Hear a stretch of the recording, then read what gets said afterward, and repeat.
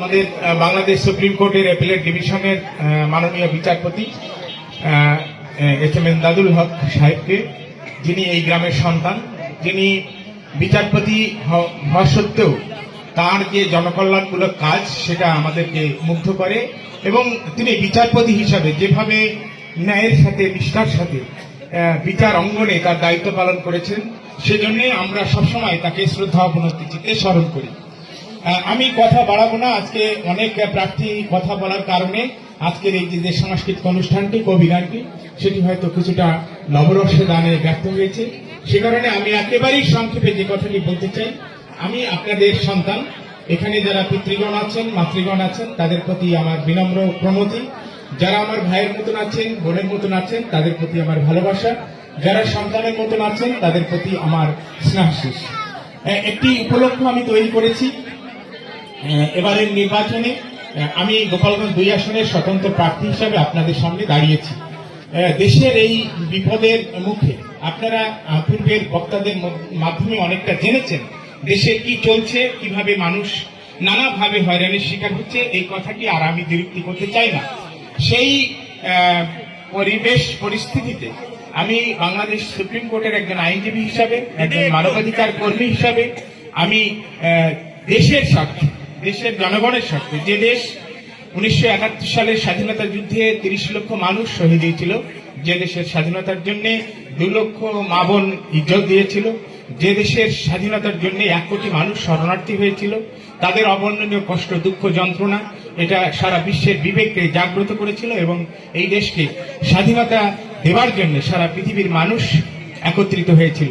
আমরা সেই দেশকে আমরা সেই রকম ভাবে গড়ে তুলতে চাই যাতে এই দেশের প্রতিটি মানুষ ধর্ম পরিচয় এর ঊর্ধ্বে উঠে প্রত্যেকটি মানুষ সমমর্যাদা নিয়ে, সম অধিকার নিয়ে বসবাস করতে পারে।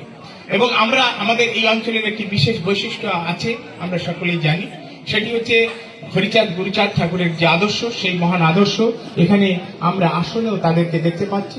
সেই মহান আদর্শ যা প্রতিটি মানুষের সমান অধিকারের কথা বলে, কাউকে পিছিয়ে রাখা যাবে না এই কথা বলে, যে কথা আজকে জাতিসংঘ 2015 সালে বলছে নো অন লেফট বিহাইন্ড, কাউকে পিছিয়ে রেখে দেশের উন্নতি হতে পারে না। সেই যে আদর্শ, হরিচাঁদ গুরুচাঁদ ঠাকুরের সেই আদর্শ, সেই আদর্শে উজ্জীবিত আমি সেই আদর্শের অনুসারী।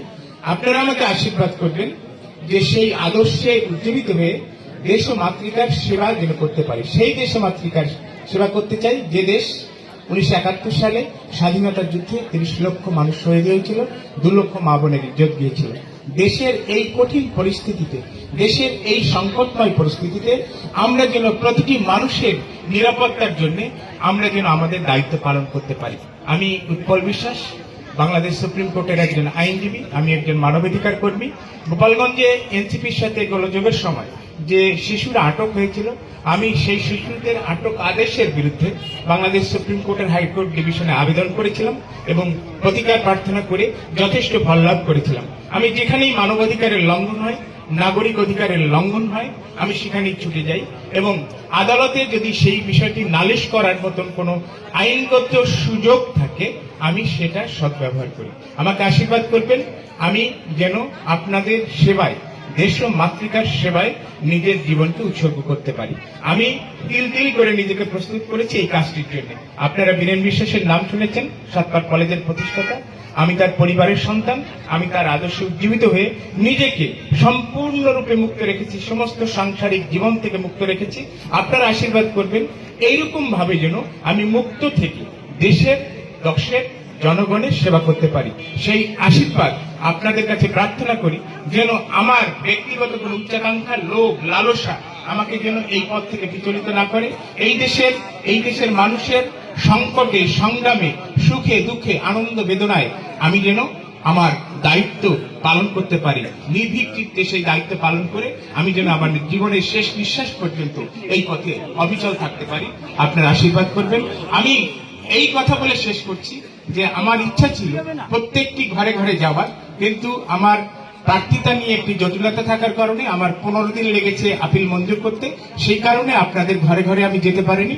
আমাকে ক্ষমা করবেন আপনাদের সন্তান হিসাবে। এই ক্ষমা চেয়ে আমি আপনাদের কাছ থেকে আবার প্রণতি জানিয়ে আপনাদের আশীর্বাদ কামনা করে 12ই ফেব্রুয়ারি যে স্বতন্ত্র সদস্য হিসাবে আমি ফুটবল প্রতীকটি পেয়েছি, এই প্রতীকটি আপনাদের প্রতীক, এর ভাগ্য আপনারা নির্ধারণ করবেন। আপনারা এই প্রতীকের ভাগ্য নির্ধারণের জন্য গণদেবতা, আপনাদের হাতে এই প্রতীকের ভাগ্য নির্ধারণের দায়িত্ব তুলে দিয়ে আমি আবার আপনাদেরকে প্রণতি জানিয়ে, আপনাদের মঙ্গল কামনা করে, দেশমাতৃকার মঙ্গল কামনা করে, দেশের মানুষের মঙ্গল কামনা করে আমি আমার বক্তব্য শেষ করছি। সবাইকে নমস্কার।